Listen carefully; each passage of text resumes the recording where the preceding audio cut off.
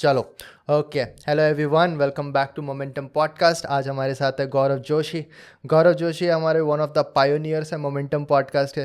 पहला online podcast मैंने इसी के साथ किया था, मुझे लगता है 4th या 5th एपिसोड था।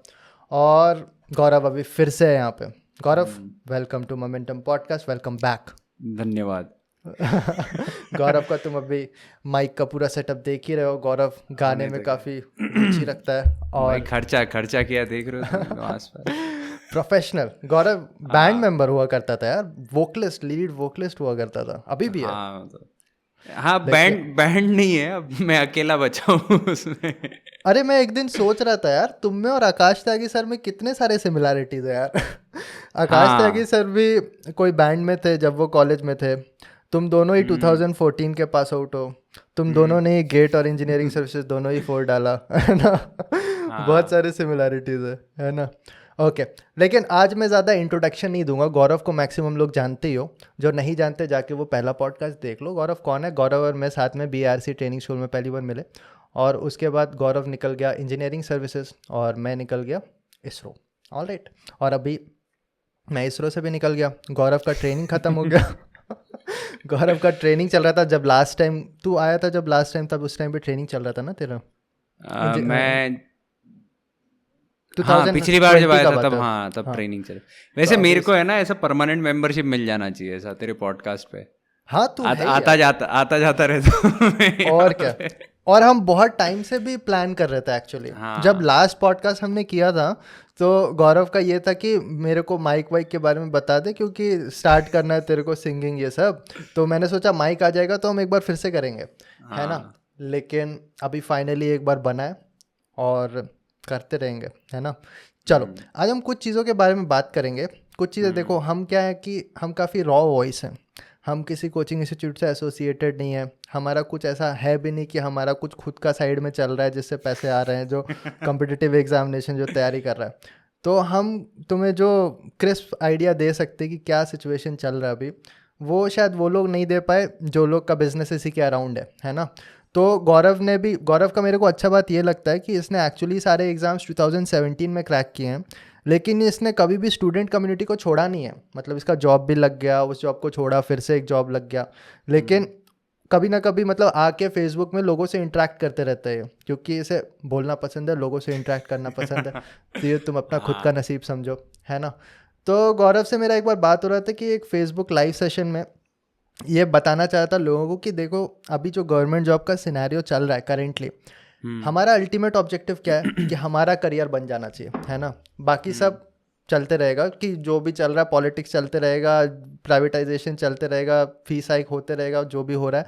हम जिस टाइम पे पास आउट हो रहे हैं या हम जिस टाइम पे करियर अपना बना रहे हैं, उस टाइम पे अपना करियर बन जाना चाहिए।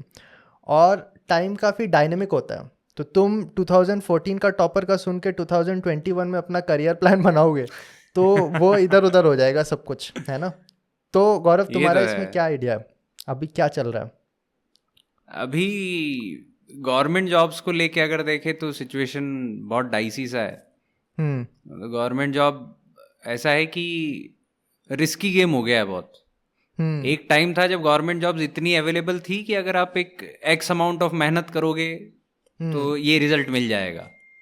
उसमें भी दिक्कत तो थी कि सीट्स बहुत लिमिटेड होती थी अपने पास, बट स्टिल रिस्की ये, हमेशा से था। हाँ बट ये ज़रूर था कि आप इतनी मेहनत करोगे, मतलब एक फार्मूला था, डिफाइंड फार्मूला था कि हाँ, हाँ। इतनी मेहनत करो और निकल जाओ। हम्म। क्योंकि मैं जब गया था तैयारी करने, उसके पहले मेरे भी कुछ दोस्त थे जो तैयारी करने गए थे, उनकी अच्छी रैंक आई थी। उनसे जो सुना था और उनसे जो कुछ भी मेरे को ऐसा होता है ना अपडेट मिला या फिर जो इंसाइट मिला, वो बहुत काम आया और उससे मेरा भी निकल गया। हाँ, और ओके। मेरा ही नहीं, मेरे साथ साथ बहुत सारे दोस्त थे जिनका उस सेट मेथड में निकल गया। सेट मेथड ये था कि कोचिंग ज्वाइन करना है, एक पर्टिकुलर कोचिंग है वो ज्वाइन करो। हर एग्जाम के लिए एक कोचिंग फिक्स है, उसको ज्वाइन करो। उसका जो मेथड है उसको फॉलो करो, प्रीवियस ईयर क्वेश्चन लगाओ, ये टेस्ट सीरीज है इसको ज्वाइन करो। इतना इतना टाइम और इतना पीरियड, मतलब जैसे 6 महीना 8 महीना इसमें एग्जाम निकल जाएगा। हो क्या रहा है पिछले 3-4 साल में मैं देख रहा हूँ, मतलब जब से मेरा निकला और उसके बाद 18 शायद आखिरी 18 के बाद से। उस टाइप का एग्जाम रहा। हाँ, हाँ, हाँ। उसके बाद से कुछ ऐसी सिचुएशन बनने लगी है कि सीट्स ड्रास्टिकली रिड्यूस हो गई। पीएसयूज ने एडवर्टाइजमेंट निकाले, रिक्रूटमेंट के लिए नहीं बुलाया। हाँ हाँ हाँ। मतलब ये तो एक सबसे नया क्वेश्चन मार्क आ गया कि इवन अब तो पीएसयू का एडवर्टाइजमेंट भी कंफर्मेशन नहीं है कि वो रिक्रूट करेगा। हम्म। तो इसकी वजह से हो ये रहा है कि जितनी भी सीट्स आती थी पहले, एक तो ऑलरेडी उससे आधी हो गई, एडिशनली आधी में भी जो एडवर्टाइजमेंट निकाल रहे हैं वो बुला नहीं रहे इंटरव्यू के लिए। सब में कमी हो रहा है, इंजीनियरिंग हाँ, सर्विसेज है ना। इंटरव्यू के लिए जो बुला रहे हैं वो फाइनल रिक्रूटमेंट की लिस्ट नहीं दे रहे हैं। मतलब अल्टीमेटली स्टूडेंट्स की हालत ऐसी हो गई है कि वो घिसे जा रहे हैं एक ही एग्जाम के पीछे, एक ड्रीम को लेके घिसे जा रहे हैं। और 3-4 साल हो गए उनको। मैं बहुत से बच्चों को देख रहा हूँ जो मुझे 2017-18 से फॉलो कर रहे हैं, वो एग्ज़ाम दिए जा रहे हैं, वो बार बार एक ही प्रिपरेशन मेथड से गुजर रहे हैं, एक ही प्रिपरेशन कर रहे हैं वो, बट रिजल्ट नहीं आ रहा फेवर में। ऐसा नहीं कि वो मेहनती नहीं है, ऐसा नहीं कि उनका कैलिबर नहीं है, but the point is seats इतनी कम हो गई, अपॉर्चुनिटी इतनी कम हो गई है कि नहीं मिल रहा। और मेंटल स्ट्रेन भी एक बात होता है ना यार, तुम 3-4 साल सरवाइव नहीं कर सकती कंटिन्यूस वही प्रेशर में कि लोग पूछ रहा है क्या चल रहा है, और उसके बाद तुम्हारे पास इनकम नहीं आ रहा है, अनएम्प्लॉयमेंट है, और फिर तुम वही एग्ज़ाम में घुस रहे हो जहाँ पे एक गलती कर दी है तो यहाँ से वहाँ पहुँच गए हम। ये भी तो चलता है ना, मतलब एक सिली मिस्टेक हो गया या फिर एक क्वेश्चन अलग आ गया। तो इन सब को दिमाग में रखते हुए मतलब मैं क्या बोलता हूँ कि रिस्क एक लेवल पे हमेशा रिस्क तो था ही। अगर तुम अपने जैसे तुमने अपना जॉब छोड़ा था, जॉब छोड़ के आए, लेकिन उस टाइम पे क्या होता था, काफ़ी लोग करते थे। इवन तुम देखोगे मर्चेंट नेवी से भी लोग छोड़ के आ रहे हैं, 1 साल तैयारी कर रहे हैं, उसके बाद फाइनली ले रहे हैं, जॉब ले रहे हैं। तो अगर उस टाइम पे क्या था कि अगर मेहनत करोगे अच्छा से और सीरियस रहोगे तो तुम्हें मिल जाएगा कुछ ना कुछ।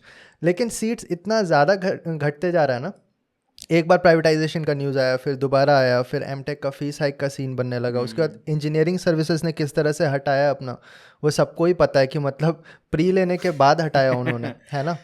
तो और अभी तक कुछ नहीं पता कि कहाँ से होगा। और अभी जो वैकेंसीज इंजीनियरिंग सर्विसेज के आएंगे, इंडियन रेलवेज तो नहीं है उसमें। कितने सीट्स हैं उसमें करीब जो अभी आने वाले हैं? काफ़ी 30 के आसपास बहुत कम रहेंगे। हाँ 30-40 से ज़्यादा नहीं होंगी। मतलब लास्ट ईयर का ट्रेंड पकड़ो तो रेलवेज ही है जो मैक्सिमम सीट, 50 से 55 सीट्स होती थी रेलवेज की। और केवल मैकेनिकल की बात कर रहा हूँ ये मैं। तो अगर इतनी सीट्स इलेक्ट्रिकल में पकड़ लो, सिविल में तो और ज़्यादा होती थी, 70-80 के आसपास होती थी। तो ओवरऑल इंजीनियरिंग सर्विस में रेलवेज जो है वो करीब 200 सीट के आसपास कंट्रीब्यूट करता था। और इतनी ही सीट्स या फिर इससे कुछ कम, 150 के आसपास मान सकते हैं, इतनी आती थी सिविल सर्विस के थ्रू। तो ओवरऑल ये 300 सीट्स जो हैं वो यूपीएससी के थ्रू आती थी रेलवेज की। अभी हुआ ये है कि IRMS आने वाला है, अब उसके लिए जो भी नया रिक्रूटमेंट स्टाइल होगा, जो भी रिक्रूटमेंट मेथड होगा, वो इंजीनियरिंग सर्विस, सिविल सर्विस या फिर अपना अलग एग्जाम, उस पर कोई फाइनल डिसीजन है नहीं। अभी जब तक फाइनल डिसीजन नहीं है तब तक इसको होल्ड पे रखा है। अभी एक स्टूडेंट के साथ हमेशा क्या होता है ना कि उसको इतनी चीज़ें नहीं पता चलती, उसको नहीं पता चलेगा कि क्या हो रहा है, क्यों हो रहा है, क्या रूल होते हैं, क्या पॉलिसी होती है। बट उसके लिए ये है कि मेरे को इस साल पेपर देना था, इस साल सीट नहीं है। तो उसके पॉइंट ऑफ व्यू से जब अपन सोचते तो अपन को लगता है कि एक्चुअल में वो किस प्रॉब्लम से निकल रहा होगा। तुम ये सोचो कि जिसने इंजीनियरिंग सर्विस 2000 IRMS का जब नोटिफिकेशन आया था, तब जिसने भी इंजीनियरिंग सर्विस दिया होगा उसके दिमाग में जो कट ऑफ चल रहा होगा वो चल रहा होगा कि 220 नंबर 215, 220, और उसी को ध्यान में रख के उसने 240 नंबर की तैयारी की होगी या 250 नंबर की तैयारी की होगी। एंड में हुआ ये कि जैसे ही सीट्स हटी, आधे से भी कम हो गया। और आधे से कम होने के बाद हुआ ऐसा कि आपका जो नेट सीट्स बची हैं उसकी वजह से जो कट ऑफ हाइक हुआ, कट ऑफ पहुंच गया कुछ 270 के आसपास। मतलब वो उस टाइम तो बच्चों को नहीं पता चला था, वो तो अब पता चला कि कट ऑफ इतना ऊपर चला गया। अब कोई चांस नहीं है कि आप 240 नंबर की प्रिपरेशन दिमाग में रख के जाओ और 270 वहाँ पे लेके आओ। बहुत कम बच्चे होंगे जो ऐसा करेंगे। हाँ, और ऐसा भी है ना, इंजीनियरिंग सर्विसेज में क्या होता है, भीड़ बहुत बार ऐसा होता है कि 2 साल 3 साल से जो तैयारी कर रहे हैं तो उनके क्वेश्चंस रटे रटाए हो जाते हैं उस टाइप के, और बहुत सारे एग्जाम्स दे रखे हैं तो उन्हें पता है क्या होता है, वो फट से मार देंगे। तो जो फ्रेश जो आते हैं उनका तो फिर कोई चांस ही नहीं बनेगा, ऐसा हो जाएगा। और दूसरा मतलब हमारा जो एरिया है ना, जो ये टेक्निकल एग्जामिनेशन वाला एरिया, इसके साथ एक पॉइंट हमेशा से है कि ये बहुत ही स्टैटिक है, बहुत स्टैटिक है। मतलब अगर तुम मैकेनिकल इंजीनियरिंग देखो तो वो पिछले 30-40 साल में नहीं बदली है।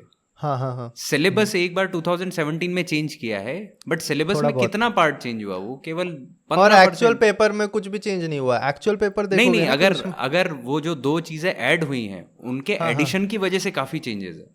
हाँ। ओके आपका मेंस का पेपर आप जब देखते हो तो आपको ओके। कम से हाँ कम एक हाँ बड़ा हाँ क्वेश्चन, मतलब 8 क्वेश्चन आते हैं तो 8 में से एक क्वेश्चन आपको बिल्कुल डिफरेंट मिल रहा है। हाँ हाँ तो हाँ। ऑफ कोर्स कुछ चेंजेस हुए हैं, बट स्टिल जो स्टैटिक पार्ट था आपका, आपका टरबाइन, आपका थर्मोडायनामिक्स, हीट ट्रांसफर, ऐसे ही सिविल में, ऐसे ही इलेक्ट्रिकल में हाँ जो हाँ बेसिक सिलेबस है वो तो सेम है अभी भी। और वो सेम है तो जो 4 साल से तैयारी कर रहे हैं, जो 3-4 साल से कर रहे हैं, उनके लिए तो कुछ ऐसा हो गया कि उनको रात को भी उठा के पूछोगे तो वो आंसर दे देंगे। हाँ। तो फिर वो फेयरनेस नहीं आता कि मतलब तुमने सीखा नहीं है, मतलब जो क्रैक कर रहे हैं फिर वो है कि जिन्होंने रट लिया है, और उनको भी अगर जब क्रैक कर ले रहे हैं ना तो इतना कुछ खुशी नहीं है, क्योंकि 3-4 साल लगा दिया उसके बाद जाके उन्हें एक जॉब मिल रहा है, जो कि मतलब हाँ एक एक जो अच्छे से प्रिपेयर करते हैं। जैसे मेरे को सबसे ज़्यादा चीज़ क्या पता चला ना, जब मैं जैसे बाहर के इसरो में घुस गया तो मुझे पता चला कि हमें प्रॉब्लम क्या हो रहा है ना, कि कंपटीशन बहुत हैवी हो जा रहा है, ठीक है, हाँ बहुत ज़्यादा हैवी हो जा रहा है, तो हम बहुत ज़्यादा पढ़ रहे हैं, ठीक है। तो कंपनी ये नहीं बोल रहा कि तुम्हें इतना ज्ञान होना चाहिए, ये नहीं बोल रहा, उनका एक रिक्वायरमेंट था, वो तो हमने डिफ़िकल्ट कर दिया, ठीक है। तो फिर जब तुम बिल्कुल वहाँ पे पहुँचोगे तो शायद तुम डिसअपॉइंटेड हो जाओगे कि इतना ज़्यादा मेहनत किया मैंने, 2 साल 3 साल इतना ज़्यादा मेहनत किया, और मैंने तो सोचा था कि जॉब ऐसा मिलेगा वैसा मिलेगा, लेकिन जॉब तो नॉर्मल है ना, क्योंकि उसके लिए भीड़ करेक्ट बहुत ज़्यादा बढ़ करेक्ट है गया। करेक्ट है। ये हम्म तो एक्चुअल में हुआ है। हम्म अपने यहाँ पे हुआ क्या कि जब से गेट के थ्रू पीएसयूज ने रिक्रूट करना स्टार्ट किया, हम्म। इतनी बढ़िया अपॉर्चुनिटी एक नॉर्मल कॉलेज स्टूडेंट के लिए आ ही नहीं सकती थी। हाँ हाँ हाँ। मतलब पहले जो चीज़ें आईआईटीज के लिए रिजर्व्ड थी, एक तरीके से ऐसा मान सकते हैं कि केवल आईआईटीज को ही मिलनी थी, वो आईआईटीज या एनआईटीज या कुछ अच्छे कॉलेजेस। सडनली ऐसा हुआ कि जो छोटे शहर के कॉलेज हैं या फिर जो नॉर्मल इंजीनियरिंग कॉलेजेस जिनकी रैंक बहुत ऊंची नहीं है, सडनली उनके जो अच्छे बच्चे हैं, देखो हाँ हाँ हाँ स्टूडेंट्स का तो ऐसा नहीं है ना कि आईआईटीएन ही सबसे अच्छा होगा। हाँ हाँ हाँ। स्टूडेंट तो वो डिपेंड करता है उसकी अलग अलग फेज की वो डिपेंड प्रिपरेशन करता है स्टाइल कि क्या आती है। 4 साल आदमी ने क्या किया है, तो तुम बस आईआईटी में वही। जाके भी कुछ नहीं तो करोगे जैसे या किसी फिर हाँ तो किसी बच्चे ने नॉर्मल कॉलेज में रहते हुए भी अगर तैयारी बहुत अच्छी की है अपनी, तो उसके लिए एक अपॉर्चुनिटी का गेट खुला। हाँ जैसे हाँ ये गेट खुला तो ऐसे बहुत सारे बच्चे सेलेक्ट होने स्टार्ट हुए। ये मेरे को बिल्कुल विजुअलाइज होता है, मैंने देखा है, क्योंकि मैं खुद 14 में पास हुआ, हाँ 14 में हाँ पास हुआ, तो मैंने पूरा फेज अपनी आंखों के सामने देखा। हाँ सडनली एक बहुत बड़ा मास जो है वो अब पीएसयूज में रिक्रूट होने लगा है। हाँ हाँ इससे दूसरे बच्चों में भी एक वो ऐसा ना एक पुशअप हो गया, ऐसा पंपअप हो गए सारे कि अपन को भी सेलेक्ट होना है। अब हुआ सारे के सारे बच्चों का एक ड्रीम हो गया कि इंजीनियरिंग खत्म करना है, कोचिंग, मतलब कोचिंग एक इंजीनियरिंग का एक एटर्नल पार्ट पार्ट हो गया बन गया कि वो तुम्हारा आपकी 8 4 साल, सेमेस्टर हाँ 4 साल की इंजीनियरिंग के बाद 5वां साल इस कोचिंग। टाइप। हाँ हाँ गलत सही नहीं है, बट ये एक ट्रेंड बन गया। मतलब हाँ हाँ हाँ। जिसका सिलेक्शन हो स्पेशली गया उसके कोर लिए सही फील्ड्स है। में। हाँ हाँ हाँ हाँ मतलब जिसका सिलेक्शन हो गया उसके लिए सही लगता है, जिसका नहीं हुआ 3-4 साल में उसको गलत लगता होगा। हाँ बट हाँ दिक्कत इसमें ये हुई कि बहुत से बच्चों ने जो कॉलेज के तुरंत बाद जो प्लेसमेंट्स होते हैं ना, उसको सीरियसली लिया ही नहीं। काफी बच्चों ने, काफी ने या तो प्लेसमेंट में बैठे नहीं, बैठे तो ज्वाइन नहीं किया, या फिर किसी के पास शायद अपॉर्चुनिटी नहीं भी रहती होगी कॉलेजेस में, तो शायद उन्होंने ढूंढा भी नहीं अपने लेवल पे। यार वो मोमेंटम मैं सबसे अभी ज्यादा तक देख रहा हूँ, अभी तक देख रहा हूँ कि बहुत लोग हाँ प्लेसमेंट में नहीं बैठ रहे। मैं बोला ये क्या कर रहे हो। मैं कितने लोगों को जान रहा हूँ जो रैंक 3-4 लेके आए मैकेनिकल में। तुम्हें पता है मैकेनिकल में कितना बड़ा बात होता है कि तुम अंडर 50 आ रहे हो, उनका अरे प्लेसमेंट नहीं बहुत हो रहा है भाई, उनका प्लेसमेंट नहीं हो रहा। अभी कुछ दिन पहले आया था अंडर 50 रैंक, उसका प्लेसमेंट हाँ 2020 में कोई प्लेसमेंट ही नहीं है यार, कोई नहीं है। कंपनी नहीं है, तो फिर जाओगे कहाँ पे तुम, है ना। और इस सिचुएशन में भी कुछ लोग हैं जो वही पुराने मोमेंटम में चले, नहीं हमें तो प्लेसमेंट नहीं चाहिए, हम क्या टीसीएस में जाएंगे, हम हाँ क्या 3 लाख का पैकेज लेंगे वाला सीन है ना। मतलब हो सकता है, देखो ऐसा सोचना गलत भी नहीं है कि हमको इस कंपनी में नहीं जाना है, इसमें नहीं जाना। हो सकता है, सबका अपना अपना थॉट प्रोसेस है कि पीएसयू में ही जाना है, मान लो जाना है, पर सेम टाइम पे आपको अपना कैलिबर जो है वो कैलकुलेट करते चलना पड़ेगा। ऐसा नहीं हो सकता कि आपको तैयारी तो टीसीएस लेवल की भी नहीं करनी है और नौकरी हमको बीएचईएल में चाहिए, ऐसा नहीं हो सकता। मतलब मैं ऐसा भी नहीं बोल रहा कि टीसीएस में जॉब लेना इजी है, बट कंपैरेटिवली आप अगर कैंपस प्लेसमेंट के थ्रू जाते हो, बहुत कम हर्डल्स में आपका सिलेक्शन हो जाता है। हाँ, क्योंकि तुम ओपन मार्केट में नहीं हो ना यार। बिल्कुल बिल्कुल, आप एक कन्फाइंड स्पेस में हो, आपके पास एक प्लेसमेंट एजेंसी होगी कॉलेज की जो आपको प्रोटेक्ट करने के लिए होगी, आपको हर टाइप की हेल्प मिलेगी, आप इंटरव्यूअर को जैसा चाहो कन्विंस करने का ट्राई कर सकते हो कॉलेज के बाउंड्री के अंदर, क्योंकि कॉलेज की बाउंड्री के बाहर का क्वेश्चन नहीं पूछा जाएगा। पर जैसे ही आप ओपन मार्केट में आते हो, अब वहां आपका कंपटीशन केवल अपने कॉलेज के बच्चों से नहीं है, यहाँ कंपटीशन किसी भी बच्चे से हो सकता है आपका, रैंडमली कोई एनआईटी के हो सकते हैं, कोई आईआईटी के बच्चे हो सकते हैं। हाँ हाँ हाँ।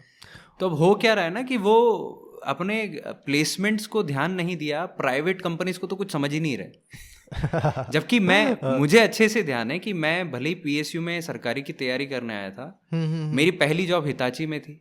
हाँ हाँ। मैंने बहुत मन से ज्वाइन की थी वो कंपनी, मतलब मैं बहुत अच्छे से काम करने गया काम वहां भी किया, जाके तुमने सीखा भी वहाँ। हाँ हाँ बिल्कुल, प्रोडक्शन इंडस्ट्री है वो, आज मेरे को बहुत काम आता है वो, आज मेरे को वहाँ जो जापानीज टेक्नोलॉजी सीखी है वो यहाँ पे बहुत काम आ रही है रेलवेज में। हाँ हाँ हाँ। सेकेंडली जब मेरे को टीचिंग का इंटरेस्ट आया तो मैंने स्विच किया, मैं टीचिंग में गया। ये एक तरीके का करियर ग्रोथ था जो मेरे को नेचुरली मिल रहा था। वो भी एक्चुअली तुम्हारा कैंपस प्लेसमेंट ही था ना? बिल्कुल, जो तुम्हें, हाँ वो भी कैंपस के थ्रू ही था, ऑफर था। मैं ये बोल रहा हूँ कि एक नेचुरल ग्रोथ वैसे भी मिली। हाँ हाँ। ऐसा नहीं था कि मैं टीचिंग के लिए निकला था, पर जैसे ही आप मार्केट में उतरते हो आपको रियलाइज होता है कि कितनी अपॉर्चुनिटीज हैं। अभी जो दिक्कत, जो तेरा मेन क्वेश्चन था स्टार्टिंग का, कि अभी स्टूडेंट्स के सामने जो प्रॉब्लम आ रही है वो ये कि सीट्स नहीं है और एग्जामिनेशन जो है वो टफ होता जा रहा है क्योंकि कंपटीशन खतरनाक होता जा रहा है। हाँ हाँ। अब ऐसे में भी अगर कोई इस मोह को नहीं हटाएगा कि मेरे को तो केवल सरकारी चाहिए, मतलब रखना चाहिए आपको, अगर लगता है कि नहीं गवर्नमेंट जॉब चाहिए तो रखो, दिमाग के एक कोने में रखो कि मेरे को हाँ गवर्नमेंट जॉब में इस लेवल की जॉब अच्छी चाहिए। हाँ, लेकिन बट बैक सेम मत टाइम जाओ पे उसके लिए। हाँ बिल्कुल, इसके लिए ऐसा मत करो कि अपने करियर को ही रोक दो, क्योंकि वो जो 3-4 साल अपन जो तैयारी करते हैं उन बच्चों के लिए तो मैं खास बोल रहा हूँ जो अपना सब कुछ छोड़ के केवल तैयारी ही कर रहे हैं, ना प्राइवेट जॉब की है जिन्होंने, ना कोई भी करियर के लिए ध्यान दिया है। ये 4 साल किसी भी जगह पे काउंट नहीं होंगे, ये प्रोडक्टिविटी के नाम पे जीरो है। हाँ हाँ। क्योंकि जब आपसे क्वेश्चन पूछा जाएगा कि आप मान लो 2016 पास आउट हो, 2017 पास आउट हो और 2022 में आप इंटरव्यू देने आ रहे हो या 21 में इंटरव्यू देने आ रहे हो, पूछेंगे 4 साल क्या किया, जस्टिफाई करो गैप बिल्कुल को। जस्टिफाई करो। अब होगा ये कि आपके साथ बहुत सारा क्राउड होगा जो आपके जैसा ही है, तो आपको लगेगा कि अरे कोई दिक्कत नहीं, जस्टिफाई कर देंगे। पर अगर उनमें एक भी बच्चा आ गया जो ये बोल दे कि नहीं सर मैं तो 3 साल जॉब किया और 1 साल तैयारी करके अब आया हूँ, 100% उसको अपॉर्चुनिटी मिलेगी। मिलेगी ही मिलेगी। मेरे BARC के इंटरव्यू में, मेरे इंजीनियरिंग सर्विस के इंटरव्यू में, मैंने जितने ONGC का इंटरव्यू दिया, हर इंटरव्यू में मेरी जॉब के बारे में मुझसे पूछा गया। मेरे पास क्योंकि अपनी जॉब से रिलेटेड आंसर्स थे, मेरे पास उसके एक्सपीरियंस के लेटर्स थे, रिलीविंग लेटर्स थे, तो मैं उनको आंसर कर पाया। और इन सब ने हेल्प किया ही होगा, तभी मार्क्स मिले हैं इंटरव्यू में। और एक चीज़ होता है यार, कुछ दिन पहले मेरे एक दोस्त से बात हो रहा था, वो एक्चुअली मेरे सेम बैच में था कोचिंग में। वो 2014 का पास आउट है, उसका जाके फाइनली 2018 में DMRC में हुआ, करेंटली अभी वो वहीं पे काम कर रहा है। तो ऐसे ही फ़ोन पे बात कर रहे थे, उसकी एक्चुअली शादी हो रही है तो मैंने कॉल किया तो बात कर रहे थे। उसने बातों बातों में यही बोला कि देखो मैं 14 का पास आउट हूँ, 4 साल मैंने बीटेक किया, 4 साल मैंने तैयारी करी और उसके बाद फाइनली मैं जाके पिछले 2 साल से जॉब कर रहा हूँ। मैंने 6 साल जो बीटेक के बाद अगर मैं किसी प्राइवेट में भी स्टार्ट करता ना, 3 लाख का पैकेज लेके अगर मैं स्टार्ट करता होता हो हाँ, तो मैं ग्रो करके अपना अच्छे पोजीशन पे भी होता, मेरे प्रमोशंस भी हो जाते, मेरा सैलरी भी बढ़ जाता, सब कुछ रहता है ना। तो वो बात लोग ध्यान नहीं देते। एग्जैक्टली, मैं यही बात अपने खुद के एग्जाम्पल से भी मेरे को ध्यान आता है। हाँ। मेरे साथ में कॉलेज टाइम पे बहुत से बच्चे प्राइवेट में लगे थे, उन्होंने ना गेट की तैयारी पे कोई ध्यान दिया, ना उनको इंटरेस्ट था उसमें। उनका कैंपस में प्लेसमेंट हुआ। कैंपस प्लेसमेंट ऐसा होता है ना कि बहुत अनइवन सा भी रहता है कॉलेज में, उसमें कोई फॉर्मूला नहीं है, कोई सेट तरीका नहीं है। आपके सामने 50 कंपनीज आती हैं, अब रैंडमली आप इंटरव्यू सबके देते रहते हैं, किसी कंपनी में आपका हो जाता है। ऐसा रहता है ना कि आप इंटरव्यू देते, कोई एक दिन आपका अच्छा निकलता है और आपका उस कंपनी में हो जाता है। ये ऐसा ही चलता है कैंपस में। तो बहुत से मेरे साथ के जो दोस्त थे उनका ऐसा था कि किसी का सपना था कि वो ऑटोमोबाइल इंडस्ट्री में ही जाना है, बहुत से ऐसे थे, नहीं हुआ। ऑटोमोबाइल की कितनी 5-6 कंपनीज आती, नहीं हुआ उनका। तो वो किसी और में, कोई एयर कंडीशनिंग की कंपनी में चला गया, कोई HVAC में चला गया, कोई किसी और मेंटेनेंस टाइप की प्रोफाइल में चला गया।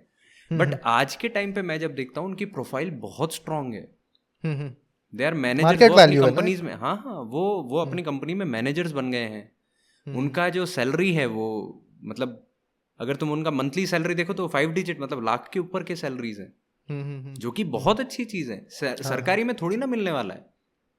ऑफकोर्स सरकारी के अपने अपने बेनिफिट्स हैं, सरकारी नौकरी के अपने कुछ बेनिफिट्स हैं, बट ऐसा नहीं है कि करियर केवल वहां है, करियर दोनों जगह। मतलब मेरे को तो इवन एक बार ऐसा हुआ था कि मैं किसी को ये समझा रहा था कि प्राइवेट जॉब अच्छी होती है, ट्राई करना चाहिए ऐसा, तो कोई मेरे को बोलता है कि खुद की सरकारी लग गई है तो अब लोगों को प्राइवेट का ज्ञान दे रहे हैं। मैं बोल रहा हूँ मेरी सरकारी लगने से पहले मैंने प्राइवेट में काम किया है, और सरकारी लगने के बाद भी मेरी ध्यान प्राइवेट की ओर पूरी तरह रहता है, कि किसी भी मोमेंट पे मैं उसको नीचे ऊंचे नहीं समझता। मुझे ऐसा लगता है जिस मोमेंट पे मेरे को वहां अच्छी अपॉर्चुनिटी मिलेगी मैं वहां भी जाऊंगा, क्या दिक्कत है। आपको अपने करियर से मतलब है ना। वही देखो, ये सारे मेंटालिटी कहाँ से आते हैं ना, जो सोसाइटी बोलता है और जो पेरेंट्स तुम्हें गवर्नमेंट जॉब देखो, कोई भी ऊपर कोई भी नीचे नहीं होता। ये चीज़ तुम्हें जल्दी से जल्दी समझ जाना होगा, नहीं तो तुम एक बार गवर्नमेंट जॉब ले लोगे ना फिर बहुत गंदा रहोगे, क्योंकि तुम एक बहुत अलग मिराज में थे कि गवर्नमेंट जॉब में लाल बत्ती मिल जाता है, एक बड़ा सा बंगला मिल जाता है, लाल बत्ती तो अब है ही नहीं, तो जिसको भी ये मिराज है हाँ, लोगों को पता नहीं है ना, क्योंकि उन्हें घर पे बोला गया है कि ये होता है वो होता है। यार मैक्सिमम लोग को तो ये भी नहीं पता कि कितना सैलरी आता है मंथली एक गवर्नमेंट एम्प्लॉय का। अगर तुम करेक्ट लेवल 10 पे मैट्रिक्स अगर देखोगे तो कितना सैलरी आता है ये भी नहीं पता। मेरे अपने घर में मैंने ये चीज होती देखी है। हाँ। मैं जब प्राइवेट में था अच्छा खासा पैसा कमाते थे, जब सरकारी में स्विच हुआ, गवर्नमेंट का जब सैलरी आना स्टार्ट हुआ, मैंने अपने पापा का स्टेटमेंट सुना है। उन्होंने मेरे को बोला बस इतना ही मिलता है क्या? तो मैंने कहा हाँ इतना ही मिलता है। क्योंकि इसकी फैसिलिटीज हैं, ऐसा नहीं है कि फैसिलिटीज नहीं है, बट इन दी एंड आपको कैश भी तो अट्रैक्ट करता ही है ना, कि आपका इन हैंड सैलरी कितना है। हाँ। जैसे मेडिकल बेनिफिट्स जो गवर्नमेंट में मिलता है, जो सिक्योरिटी मिलता है, वो सब अलग चीज़ है, उसका अलग वैल्यू तुम पैसों से नहीं तौल सकते। लेकिन एक मैंने वीडियो बनाया था जो इसरो का जॉब प्रोफाइल के बारे में था, सब कुछ है ना, उसमें मैंने एक पॉइंट पे जाके डिस्कस किया कि देखो भाई ये सैलरी होता है। तो मैंने जब बोला ना 56,100 तुम्हारा बेसिक पे सैलरी होता है, आधे लोग तो शॉक में कि ये क्या है, ये तो मुझे पता ही नहीं था, है ना। और उन्हें ये नहीं पता कि इंजीनियरिंग सर्विसेज का भी यही है, जितने भी लेवल 10 पेमेंट है सबका सेम। ग्रुप ए ऑफिसर का पूरे इंडिया में एंट्री स्कीम एक ही है। आप चाहे सिविल सर्विस का एग्जाम निकाल के एसडीएम बन जाओ, आप चाहे इंजीनियरिंग सर्विस एग्जाम निकाल के रेलवे में आ जाओ, आप चाहे किसी और पीडब्ल्यूडी में चले जाओ, वाटर कमीशन में चले जाओ, बीएआरसी ज्वाइन कर लो, इसरो ज्वाइन कर लो, डीआरडीओ ज्वाइन कर लो, एनपीसीआईएल ज्वाइन करो। जितने भी गवर्नमेंट ऑफ इंडिया की एंट्रीज हैं, ऑफिसर लेवल की एंट्री होती है उसमें, ग्रुप ए की जो ऑफिसर लेवल एंट्री है वो लेवल 10। हाँ, लेवल 10 में थोड़ा ज्यादा होता है क्योंकि वो पीएसयू हो जाता है ना। नहीं, एनपीसीआईएल में भी आप गवर्नमेंट ऑफ इंडिया के एम्प्लॉय हैं, वो पीएसयू की तरह ट्रीट नहीं करता। एनपीसीआईएल का सैलरी जो है वो 56,100 है। ओके, तो उनका शायद वो सारे एक्स्ट्रा कुछ मिलते हैं, अलाउंसेस, ये सब थोड़ा ज्यादा अलाउंसेस कुछ और हो सकते हैं पावर प्लांट के नाम पे। अदरवाइज साइंटिफिक ऑफिसर का ही पोस्ट जब रहता है ना उसमें, तो उसमें 56,100 का ही बेसिक पे पोस्ट वही रहता है। तो इन सभी के लिए वैलरी, जो तेरे को तो पता है ना, अपने बार्क में भी स्टाइपेंड जो मिलता था हमको, इनिशियल स्टाइपेंड 35,000 कितना था अपना? 27 तो आता था अपने हाथ में, 27 आता था कट पिट के, जो लॉजिंग फूडिंग मैं तो वहां से भाग भी जल्दी गया हाँ, तो तुमने तो मुझे लगता है 2 महीना मैक्सिमम वहां पे किया था ना। हाँ, तुम तो पहला पेपर ही लिख रहे थे। हाँ, लेकिन अभी बढ़ गया है, अभी उसका कुछ 54 अभी 50,000। हाँ, 50 के आसपास। बस वही है कि बॉन्ड भी बढ़ गया उसी के साथ। लेकिन तो बॉन्ड तो उसका बहुत अच्छा है, बीआरसी का बॉन्ड सिस्टम मुझे बहुत अच्छा लगा कि जितने टाइम आप सर्व कर रहे हो, हाँ, जितना पैसा आपने बार्क से लिया उतना आपको देना है। अभी एक लड़का बीएसएनएल छोड़ के इसरो गया था, वो अभी पॉडकास्ट में आया था, वो बता रहा था कि बॉन्ड तो 2 लाख का अलग है, उसके बाद जितना स्टाइपेंड में पैसा मिला वो भी देना है। तो उस हिसाब से बीआरसी का बॉन्ड तो अच्छा है, उसमें कोई ऐसा नहीं, बीआरसी का अच्छा बॉन्ड है। हाँ, तो वो सब तो ठीक है, लेकिन बात में आते हैं कि इसका कोई सॉल्यूशन है जो अभी सीन चल रहा है। तुम अभी मतलब एक ऐसा भी होता है ना, प्रॉब्लम को स्टेट मत करो अगर सॉल्यूशन नहीं दे सकते, नहीं तो फिर तुम बस डरा रहे हो लोगों को, है ना। तो what should be the students doing at this stage, मतलब उन्हें क्या करना चाहिए? मतलब ऐसा तो हम नहीं बोल रहे कि यार तुम गवर्नमेंट जॉब का तैयारी मत करो, छोड़ छाड़ के नहीं, वो तो कभी नहीं बोल सकते अपन। क्योंकि जो वो तो ऑन स्पॉट जो पहला तुम्हारे हायरिंग में जो अगर वैसा पोस्ट वैसा वैल्यू और वैसा तुम्हें सैलरी अगर पैकेज मिल रहा है तो उसका कोई प्राइवेट तो कोई उसका तुलना नहीं है, तुम किसी भी नहीं प्राइवेट कर में चले सकते, जाओ। बिल्कुल नहीं कर सकते आप। हाँ, तो फिर what should the student be doing? अभी मेरे को मतलब अगर एग्जैक्टली पूछा जाए, अगर मैं स्टूडेंट की जगह होता, मतलब मैं ऐसे ही रख के देखता हूँ, अगर मान लो मैं होता तो मैं सबसे पहला फोकस तो जॉब के लिए करता। मतलब वो जॉब ज़्यादा ज़रूरी हो जाता मेरे लिए। अब वो सरकारी से आए, प्राइवेट से आए, वो टीचिंग से आए, नॉन टीचिंग से आए, कोर से आए, नॉन कोर से आए, मेरे को एक नौकरी बहुत ज़रूरी हो जाती इस मोमेंट पे, क्योंकि अल्टीमेटली सिचुएशन बहुत ज़्यादा सिंपल नहीं है। और आगे जैसे जैसे अभी कोरोना चल रहा है, फिर से लॉकडाउन जैसी सिचुएशंस आ रही हैं, मतलब लॉकडाउन नहीं भी है तो भी रेस्ट्रिक्शंस कितने ज़्यादा हो गए, मार्केट बंद हो रहे हैं। तो कहीं ना कहीं फिर से वही जो लास्ट ईयर हुआ था वैसा फिर से होगा, फिर से जॉब अपॉर्चुनिटीज थोड़ी कटेंगी ऑफ कोर्स। मतलब अगर मार्केट का डायनेमिक्स ही देखोगे तो कटनी है, क्योंकि आदमी प्रॉफिट नहीं कमाएगा तो नौकरी कैसे देगा। या मुझसे भी बहुत लोग पूछ रहे हैं कि इसरो का नोटिफिकेशन नहीं आ रहा है, आएगा क्या? तो अगर मुझसे प्रोबेबिलिटी पूछोगे तो मैं तो यही बोलूँगा यार कम चांसेस है। अगर आ भी गया तो फिर तुम्हारे सीट्स कम ही रहेंगे, क्योंकि कोई भी क्यों ही, अभी हायरिंग में भी कितना पैसा लगता है ना यार। हाँ, पर पर्सन कितना ज़्यादा इन्वेस्टमेंट करना पड़ता है उन्हें, लाख लाख रुपए के जैसे आसपास। इसरो तो फिर भी मान लो अगर कोई बच्चा सोच रहा है तो होपफुल रह सकता है। मतलब इसरो, BARC या फिर जो पावर प्रोड्यूसिंग कंपनीज है, पावर प्लांट्स हैं, मेरे को लगता है इनके लिए फिर भी कोई इतना चेंजेस नहीं है, क्योंकि ये रिक्रूट करेंगी, क्योंकि इनकी डिमांड में ज़्यादा चेंज नहीं आया। मतलब तुम घर बैठो या तुम दुकान पे थे, तुम्हारी पावर की रिक्वायरमेंट है, हाँ, तो पावर प्रोड्यूसिंग कंपनीज का तो काम चल ही रहा है। बट जो प्रोडक्शन कंपनीज है, हाँ, जो मैकेनिकल का कोर हुआ करती है, मतलब जो सबसे कोर मैकेनिकल का काम है वो यही है, प्रोडक्शन फैक्ट्रीज, सबसे ज़्यादा हिट वहाँ पे है। तो हिट का मतलब ये नहीं है कि वो बंद हो गई है, ऐसा हिट का मतलब ये है कि कहीं ना कहीं उनके प्रोडक्शन पे असर पड़ा, या तो उनका जो सामान लाने का जो रॉ मटेरियल का जो तरीका होगा उसमें कहीं डिफरेंस आएगा, उनका बेचने का जो स्टाइल है उसमें डिफरेंस आएगा। अल्टीमेटली कहीं ना कहीं वो सिस्टम में दिख भी रहा है कि उनका रिक्रूटमेंट नहीं हो रहा। वो अभी सर्वाइवल मोड में है, वो अभी एक्सपेंशन मोड में नहीं है। बिल्कुल बिल्कुल, वो एक्सपांशन में नहीं है। दूसरा, अगर एक्सपांशन होगा भी तो कैसे होगा नहीं पता अपने को। रिक्रूटमेंट की जो स्टाइल्स हैं वो एक और तरीके से समझ में आ रहा है कि वो स्टाइल्स बहुत ज़्यादा फ्रूटफुल नहीं रही हैं। बच्चे गेट के थ्रू ज्वाइन करें, हाँ PSU ज्वाइन किया है, 1 साल में 2 साल में छोड़ के चले गए हैं, तो PSU का भी कोई वो क्या बोलते हैं एक्सपीरियंस रिक्रूटमेंट के साथ इतना हैप्पी गोइंग नहीं रहा है। कुछ PSUs ने वापस IIT में जाना स्टार्ट कर दिया। तो ये बहुत सारी चीज़ें हुई हैं। तो ऐसे में मैं अगर स्टूडेंट होता अभी, क्योंकि मैं जब अपनी तैयारी कर रहा था 2017 में 16 में, तब वो सिनारियो कुछ और था। आज की सिनारियो में मैं होता तो मैं सबसे पहला तो अपना करियर जो है वो सेटल करने के लिए भागता। सेटल का मतलब एक जगह मेरे को चाहिए थी कि जहाँ से मेरी सैलरी आए, इनकम है। नहीं आए तो मैं अपना कुछ करूं, पर एटलीस्ट मैं कमाना स्टार्ट कर दूं। मतलब अब बहुत लंबा अपने आप को नहीं खींच सकते कि आप अपने करियर को या अपनी रिस्पॉन्सिबिलिटी को ले ही ना। ऑफ कोर्स आपके पेरेंट्स अगर पे कर सकते हैं वो बहुत अच्छी बात है, बहुत अच्छी किस्मत हो सकती है आपकी कि आपके पेरेंट्स पे कर रहे होंगे। बट स्टिल वो अगर पे कर भी रहे हैं तो कहीं ना कहीं हमको अपनी रिस्पॉन्सिबिलिटी मान के खुद का जो सर्वाइवल है वो स्टार्ट कर देना चाहिए। तो ये तो मेरा पहला स्टेप यही होता।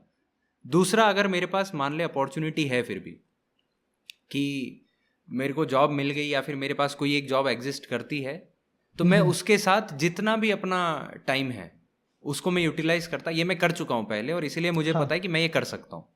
यूटिलाइज मतलब एग्जाम्स में? हाँ, एग्जाम्स के लिए मैंने गेट की तैयारी की थी नौकरी के साथ। डिफिकल्ट होता है पर डुएबल है, इम्पॉसिबल तो नहीं है। तो मेरे को मालूम है उसमें रैंक थोड़ी पीछे आ सकती है आपकी, पर अल्टीमेटली आपको रैंक लाने से मतलब है। एक प्रिपरेशन के साथ एक्सपीरियंस तो मिलता है ना कम से कम। बिल्कुल बिल्कुल। और कॉन्फिडेंस रहता है यार, वो जो कॉन्फिडेंस है ना कि आप खुद अपना अर्न कर रहे हो और आपको डर नहीं है। आज के एग्जाम में फेल भी हो गए ना तो भी कोई डर नहीं है। मेरे को लगता है उससे बड़ा कॉन्फिडेंस कुछ नहीं होता। मतलब वो पैनिक की सिचुएशन ही नहीं आती आपके सामने।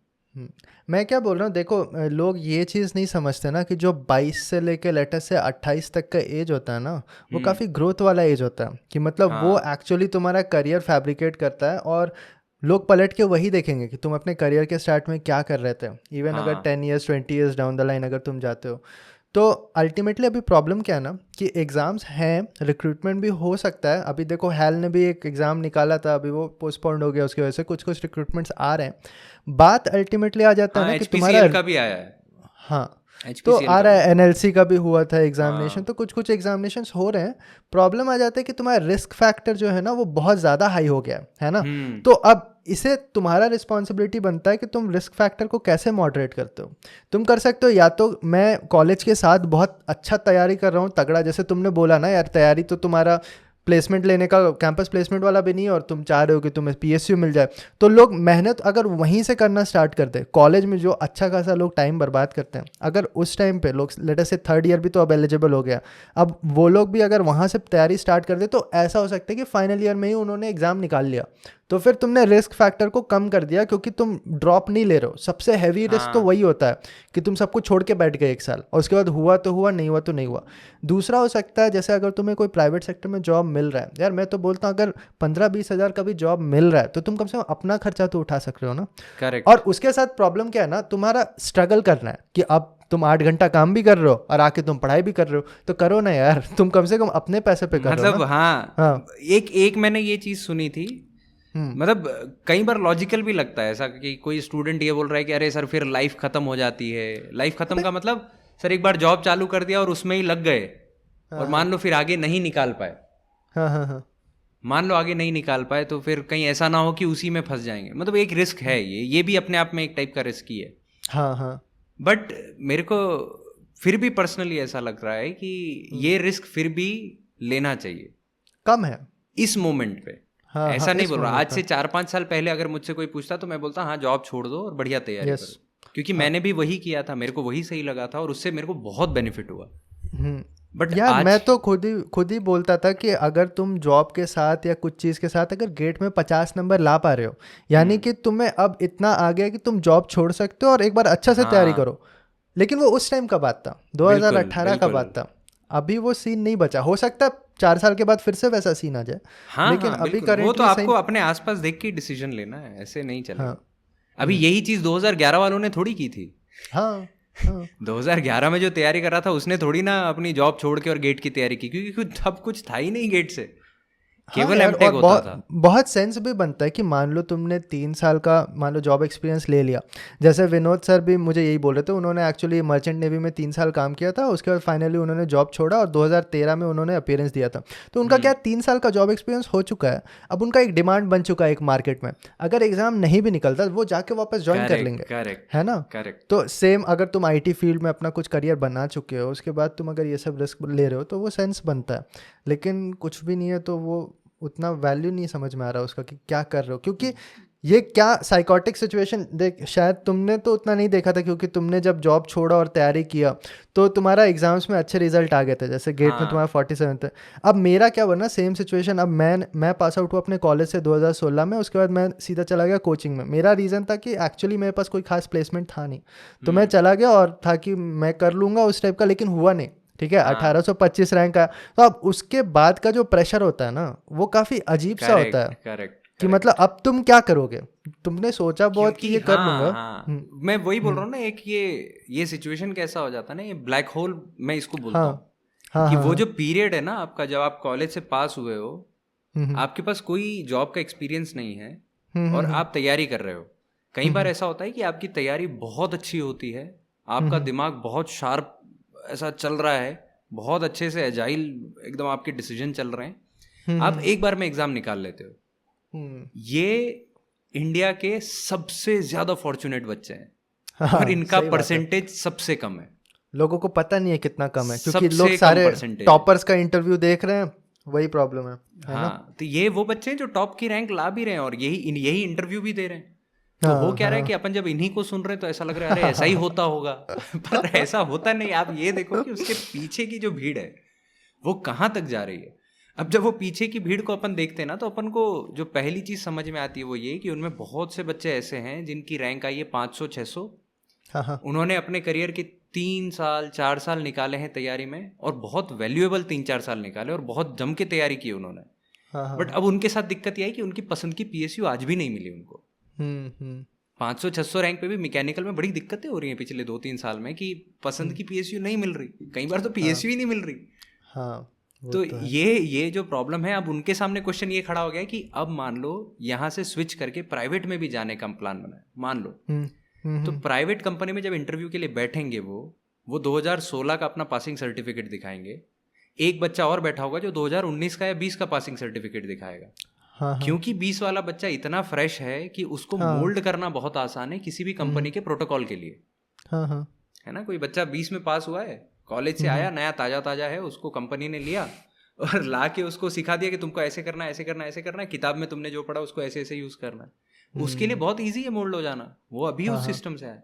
जो 16 में पास हुआ है, कंपनी के पॉइंट ऑफ व्यू से अगर देखेंगे तो वो 16 से जो 3-4 साल का गैप जिसने बना लिया है, उस गैप में कहीं ना कहीं उसने अपनी जो एबिलिटीज थी, अपनी जो कोऑर्डिनेशन था या जो टीम वर्क था जो कॉलेज में यूज आता था, 4 साल में तो कोई टीम वर्क किया नहीं है उसने। 4 साल तो कमरे में बैठा है वो। ये दिक्कत आ जाती है। अब और एक होता है ना कि मान लो अगर 3 साल तुमने तैयारी किया है, कंपनी को लगेगा अब इसे ले लिया, अभी ये फिर से तैयारी स्टार्ट कर लेगा जॉब करने के बाद। और पूछा जाता है इंटरव्यू के क्वेश्चंस यही आते हैं कि आप 3 साल 4 साल तैयारी किया आपने, और वो पीएसयू जो भी, मान ले अगर कोई पीएसयू Tier 1 महारत्ना पीएसयू नहीं है तो उसको तो पता है ना कि ये महारत्ना में भागेगा, ये नहीं रुकेगा, ये नवरत्ना में क्यों रुकेगा, ये महारत्ना के लिए फिर भागेगा। तो पीएसयूज को तो ये पता भी है और वो तो देखते हैं। मतलब हम और आप शायद हो सकता है कि चीजों को केवल अपने डब्बे से देख रहे होंगे, अपने बॉक्स में, पर वो जो इंटरव्यू ले रहा है वो तो पिछले 25 साल से यही काम कर रहा है। हाँ, और उनके पास तो लोगों की कमी नहीं है। मतलब तुम्हारे जैसे आगे बाहर 50 आज बैठे हैं, कल और 50 आएंगे और परसों और 50 आएंगे, तो वो तो उसी को उठाएंगे जो उनके लिए सबसे ज्यादा फिट बैठता है ना। करेक्ट, वो बात है। तो बेस्ट तो यही है कि अगर आप तैयारी बहुत अच्छी कर सकते हैं, मतलब अगर आपको 100% लग रहा है कि आप एक बार में निकाल देंगे, तो मुझे ऐसा लगता है कि कोई जॉब हो, कोई कॉलेज का वो हो, आप आराम से छोड़िए।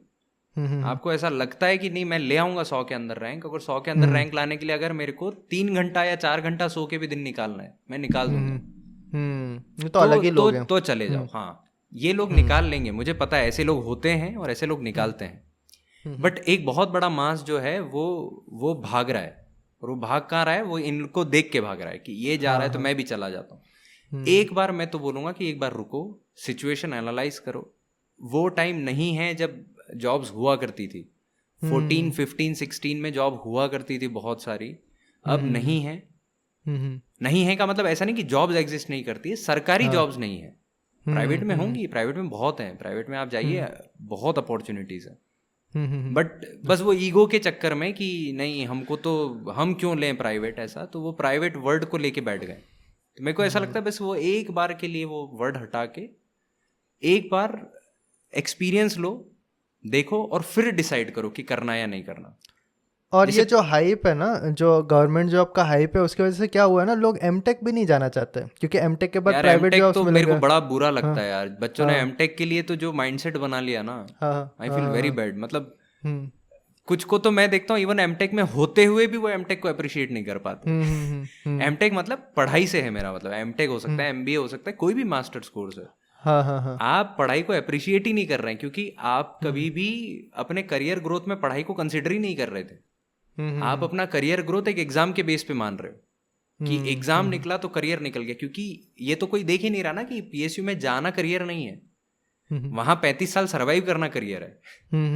और आपको रियलाइज होगा कि पीएसयू में भी पॉलिटिक्स चलेगी अंदर, वहां भी आपके जब प्रमोशंस होंगे तो आपके पास कौन सी हायर डिग्री है उसको प्रायोरिटी मिलेगी। आपका बॉस कई बार हो सकता है कि आपके बैच का हो, पर वो इसीलिए आपका बॉस बना क्योंकि उसने मास्टर्स किया था, उसने पीएचडी किया था, उसके पास एक एक्स्ट्रा कोई वैल्यू है जिसकी वजह से वो आपके बॉस बने।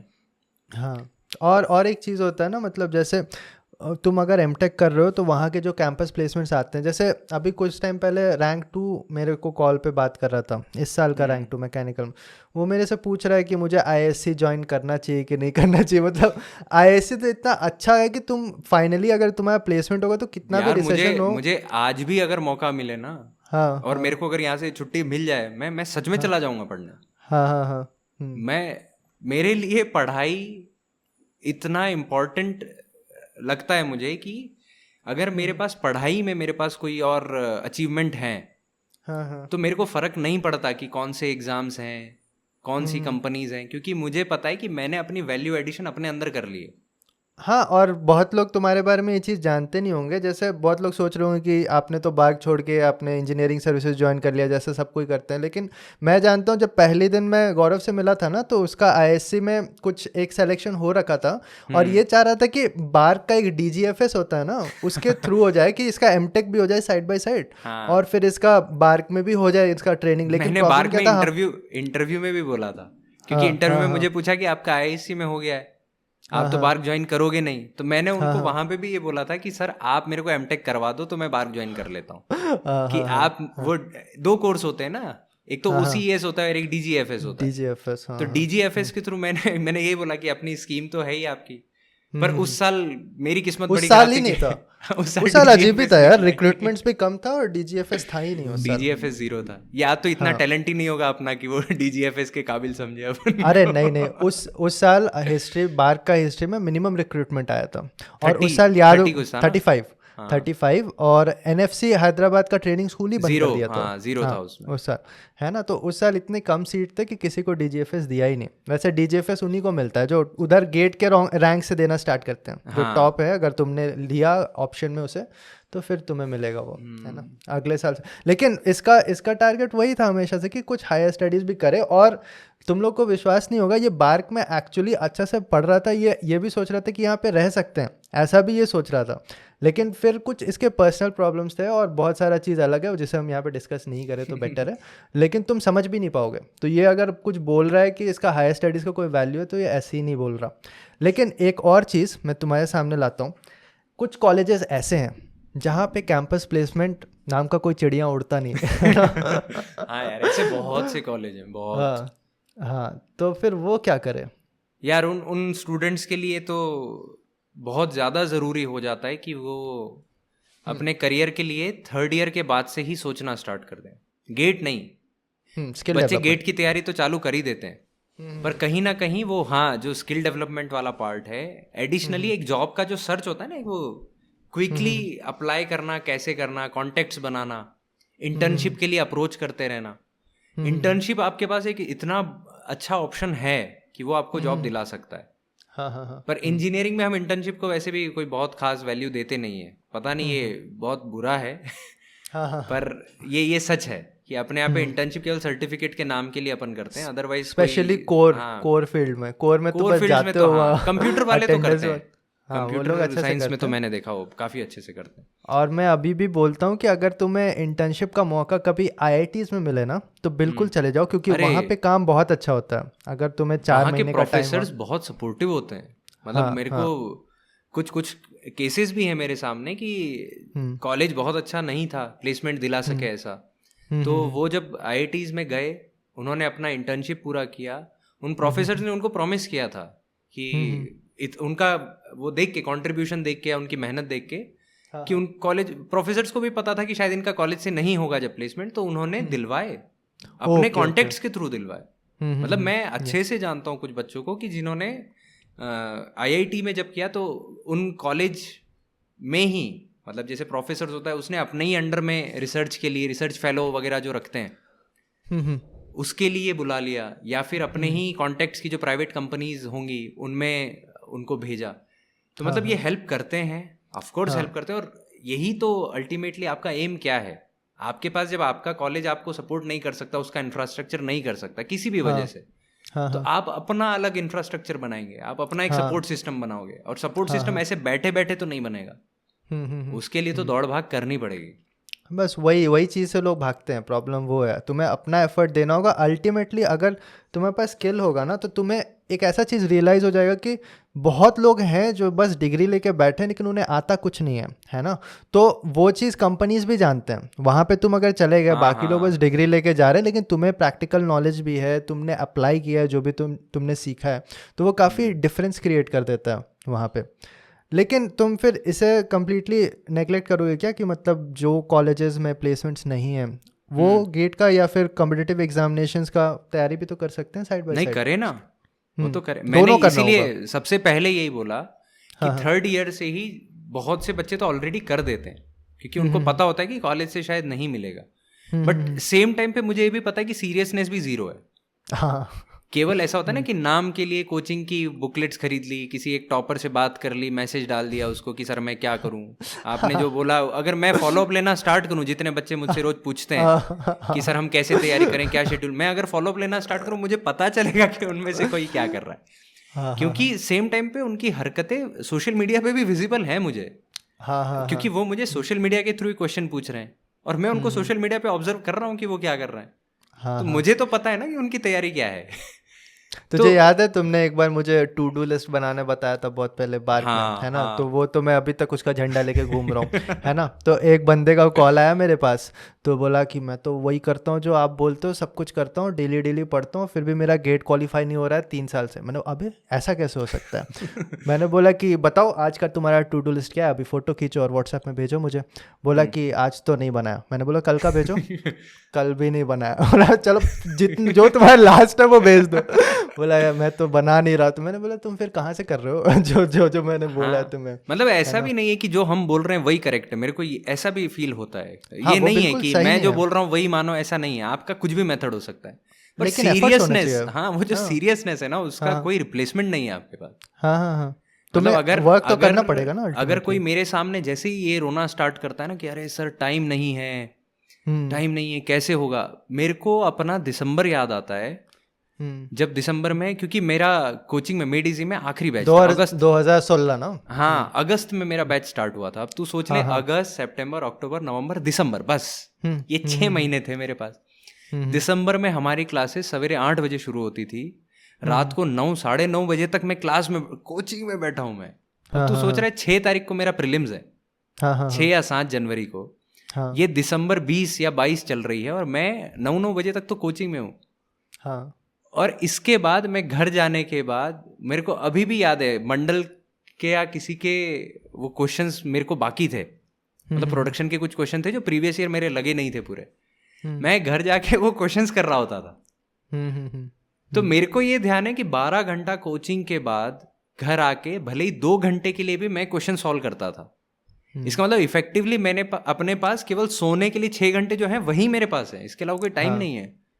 तो मेरे को जब मैं वो मेहनत देखता हूँ और मेरे को जब फिर कोई ये शिकायत करने आता है कि अरे सर मेरा तो टाइम ही नहीं बचता है मेरे पास, तो मेरे को लगता है फिर तुम रैंक एक्सपेक्ट मत करो ज्यादा। फिर अपनी एक्सपेक्टेशन इतनी हाई मत रखो कि बाद में दुख हो। फिर यही सोचो कि तुम्हारा बस कट ऑफ निकल जाए, क्योंकि कम मेहनत में तो कट ऑफ ही निकलेगा। वो होता है ना कि एक्सपेक्टेशन और हार्डवर्क को हमेशा मैच करना चाहिए। या तो तुम अपना एक्सपेक्टेशन चेंज कर दो या तो तुम अपना हार्डवर्क चेंज कर दो। ऐसा एक्सपेक्ट मत करो कि ना एक्सपेक्टेशन क्यों ही मार रहे हो। मैं बोल रहा हूँ थोड़ी मेहनत कर लो, 6 महीने की बात है, फिर जीवन भर जो ऐसा है ना एक सेटिस्फेक्शन जो रहेगा, हाँ कि जो करना था वो कर लिया, इतना कर सकता था मैं और इतना कर लिया मैंने।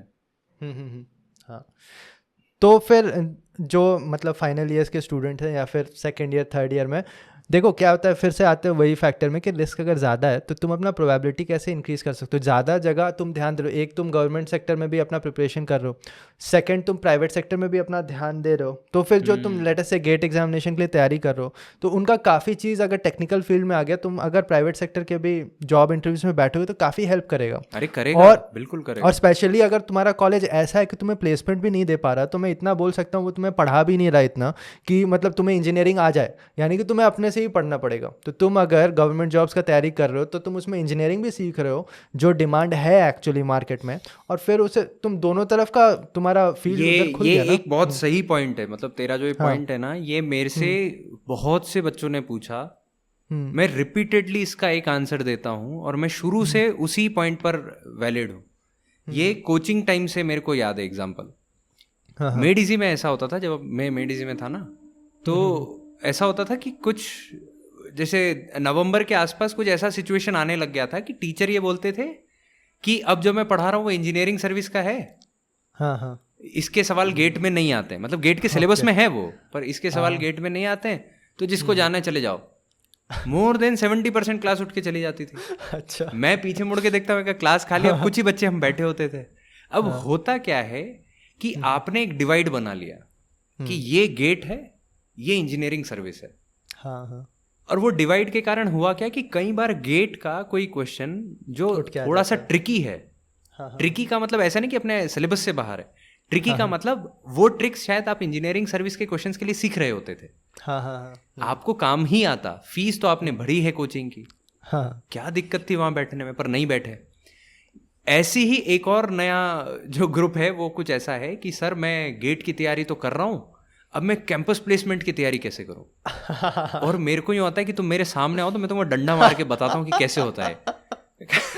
कैंपस प्लेसमेंट में वो तुमसे कौन सी मैकेनिकल इंजीनियरिंग पूछने वाला है जो गेट के सिलेबस में नहीं लिखी है। हाँ हाँ हाँ मतलब ऐसा कौन सा मैकेनिकल इंजीनियरिंग का क्वेश्चन है जो तुम गेट की तैयारी करोगे और तुमको नहीं आएगा। वो बोल रहे कि नहीं सर उसमें तो एचआर भी पूछते हैं। मैं कहा एचआर की तैयारी कैसे कर लोगे, मान लो तुमने छोड़ दी गेट की तैयारी, छोड़ दी सब छोड़ दी, एचआर की तैयारी में क्या करोगे तुम। हाँ अपनी स्किल इम्प्रूवमेंट ही तो करोगे ना, अपनी वोकेबलरी पे काम करोगे, हाँ अपने बारे में थोड़ा बहुत सोचोगे, एक दिन ऐसा अंधेरे में अकेले में बैठ के अपने बारे में सोचोगे कि मैं क्या हूँ, मैं कौन हूँ, क्योंकि पूछा जाएगा ना who are you, tell me about yourself, यही तो पहला क्वेश्चन होगा। तो tell me about yourself का ही तो आंसर ढूंढोगे आप, और एक्चुअल में तो वही क्वेश्चन है ना जो सबसे इंपॉर्टेंट है।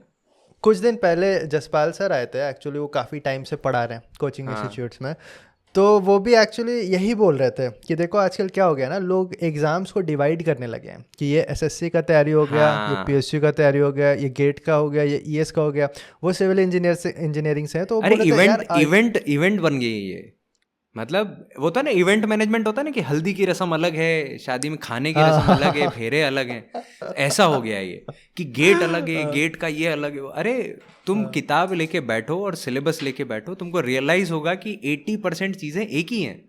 हाँ हाँ, अल्टीमेटली तुम्हें तो इंजीनियरिंग सीखना है, वो जो तुम्हें पूरा आना चाहिए वो सब जगह क्या होता है, अल्टीमेटली स्ट्रैटेजी तुम्हें चेंज करना होगा, क्योंकि ये गेट का स्ट्रैटेजी है, ये ईएस का है, बिल्कुल, यहाँ पे ये क्वेश्चन हो इतने सकता मिनट में है। होना चाहिए। हाँ, लेकिन तुम्हारा अभी कुछ दिन पहले ही मुझे एक कॉल आया था, वो लड़का पूछ रहा था कि यार मेरे को समझ में नहीं आता, इसरो में ये सारे टॉपिक्स इंपॉर्टेंट हैं, गेट में ये सारे टॉपिक्स इंपॉर्टेंट हैं, तो मैं अभी कैसे पढूं। मैंने बोला कितना टाइम हुआ स्टार्ट किए हुए। बोला 3 महीना से मैं पढ़ाई कर रहा हूँ। बोला अभी तो तुम्हें सब कुछ पढ़ना है ना, ऐसा थोड़ी है, वो तो एग्जाम के पहले तुम डेविएट कर दोगे, एक सप्ताह पहले या 1 महीना पहले, अभी से तुम ये पढ़ेंगे वो नहीं पढ़ेंगे, तो फिर तो तुम्हारा हो गया फिर तैयारी। और इन सब का रीजन कहीं ना कहीं हम लोग भी हैं, मतलब हाँ अपन लोग क्या हो गया ना, अपन का मतलब है कि ये जितना भी वो कम्युनिटी है ना जिसने एग्जाम निकाल दिया है, हाँ और जो सोशल मीडिया पे या फिर किसी ना किसी प्लेटफॉर्म पे एक्टिव है, हो क्या रहा है कि इतने ओपिनियंस निकल के आ रहे हैं, इतने ओपिनियंस आ रहे हैं, तो जिसको पॉजिटिवली लेना होता है, जिस स्टूडेंट को मान ले बहुत सीरियसली पढ़ना है और इन चीज़ों को पॉजिटिवली लेना है, वो तो ले रहा है।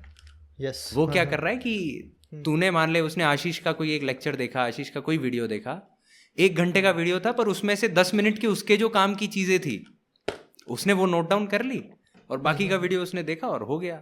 उसने मेरा वीडियो देखा, उसमें से जो 2-4 चीज काम की थी उसने रखी। पर कुछ क्या होते हैं कि इसने ये बोला तो बस यही है, इसने ये बोला तो बस यही है, वो रैंक 1 लाया है तो उसकी बात ही सही है।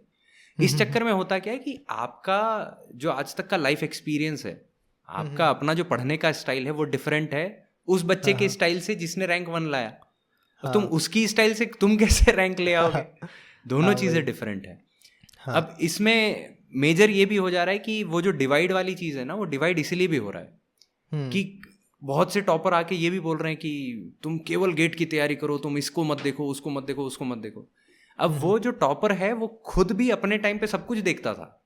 हाँ, ऐसा नहीं है कि उसने केवल गेट देखा होगा, उसने इंजीनियरिंग सर्विस ये वो पीएसयू सब देखा होगा, उसने इसरो सब पेपर दिए होंगे, पर उसका एक्सपीरियंस ये बोलता है कि अगर मान लो वो किसी एक चीज पे फोकस करता तो शायद उसकी रैंक और बेटर आती, ऐसा उसको लग रहा होगा। बट फैक्ट ये नहीं है। वो क्योंकि इतने एग्जाम्स की तैयारी करा था उसने, और सारे एग्जाम्स एक ही थे, ऐसा नहीं है कि एक बैंक का एग्जाम था और एक गेट है, मतलब सारे टेक्निकल एग्जाम है, बीएआरसी इसरो ये सब टेक्निकल एग्जाम है। तो वो जब इतने एग्जाम्स की तैयारी कर रहा था तो सब क्यूमुलेटिवली हर एग्जाम में उसको सपोर्ट कर रहे थे।